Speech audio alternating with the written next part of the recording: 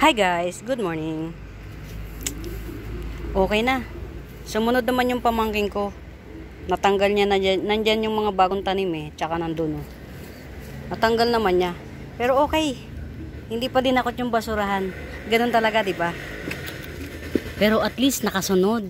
O, di ba? Not so bad. Ayan dyan na niya nilagay. Kaya lang mali pa rin, pero sige, kiribumbum na yan. Okay na yan. Ako na bahalang mag-ano sa iba. Yun lang ang kinaya. Ako na bahala. Pagka kasi nagla-live guys, alam nyo, nagugulo ng gusto yung mga halaman. Kasi syempre, ipiniplex mo isa-isa.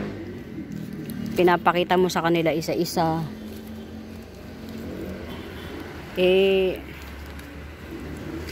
Ibabalik mo lang din siya sa dati niyang lagayan. O kaya isa-segregate mo.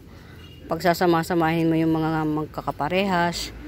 Tapos kung saan sila nababagay na lugar. Ganun. Meron kasing mga halaman na mas okay lang siya sa light shade. Yung sa shaded area lang siya. Nawawala kasi yung tunay na kulay niya kapag ka yung madedirect sun siya. Ito yung mga ganito yan. Mas maganda siya ng light shade lang siya. Ito. Mas maganda siya nang hindi siya masyadong naaarawan to. Mas maganda yung kulay niya. Yan. Diyan lang siya sa malinaw. Hindi pa nababalik yung ibang mga halaman sa pinaglagyan. May parating na naman akong halaman guys. From Palawan naman.